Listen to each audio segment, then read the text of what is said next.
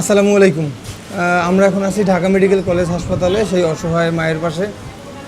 বিগত দিনে যার পাশে আপনারা ছিলেন জানেন, আজকে দীর্ঘ 1 মাস যাবত এই ঢাকা মেডিকেল বার্ন ইউনিটে সে ভর্তি আছেন।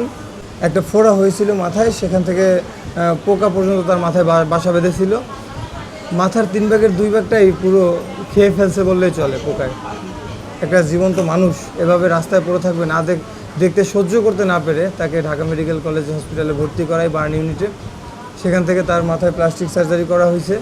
আর এর অবদান আপনারাই, দেশবাসী যারা 5 টাকা 10 টাকা দান করেছেন কিংবা একটা শেয়ার করেছেন, আপনাদের অবদানে আজকে এই অসহায় মায়ের চিকিৎসা হচ্ছে। এমত অবস্থায় হলো আমরা হিমশিম খেয়ে যাচ্ছিলাম। অপারেশনের আগেও কিছু টাকার প্রয়োজন ছিল, মেডিসিন কিনতে পারছিলাম না, তাদের খাবার খরচ, মানে সব কিছু মিলিয়ে একটা খুবই কষ্টে সময়টা বহন করতেছিলাম। সেই অবস্থায় আপনারা যারা পাশে দাঁড়িয়েছেন, আপনাদের প্রতি কৃতজ্ঞতা, আপনাদের জন্য দোয়া রইল। এবং বিগত দিনে যারা পাশে ছিলেন, আমি আশা করব আগামী দিনগুলোতে আন্টির অপারেশনটা হয়েছে, এখন যতদিন হসপিটালে থাকা প্রয়োজন হয় আপনারা পাশে থাকবেন আশা করি। অপারেশনের আগেও হলো 2400 টাকার ওষুধ লিখেছিল ডক্টর। সেই 2400 টাকার ওষুধ এর আগে কিনেছিলাম 2000 টাকা। সেই টাকাগুলো আসলে ম্যানেজ হয়নি।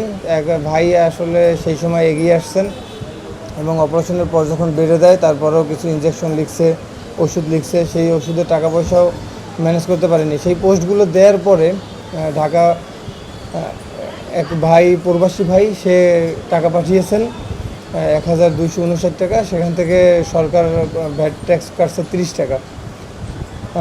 আপনার জন্য দোয়া রইল এবং শুভকামনা রইল। আশা করি আপনারা আগামী দিনগুলোতে পাশে থাকবেন। সামনে আসেন, এখন বসে।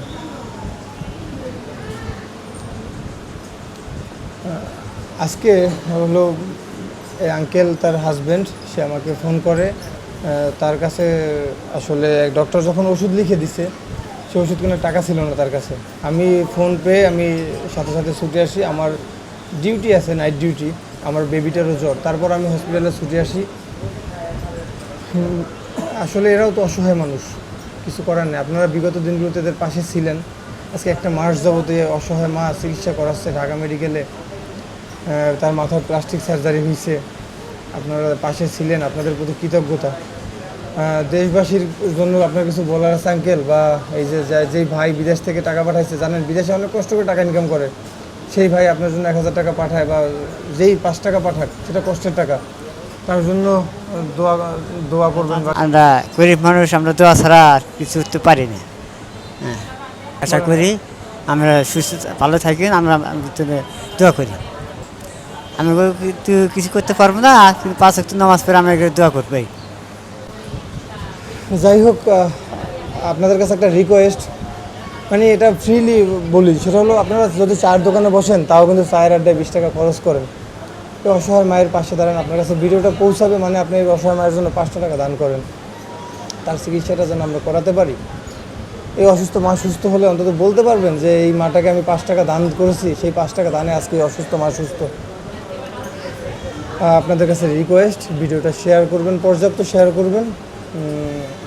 চিকিৎসার আপডেটগুলো আপনাদেরকে জানাবো।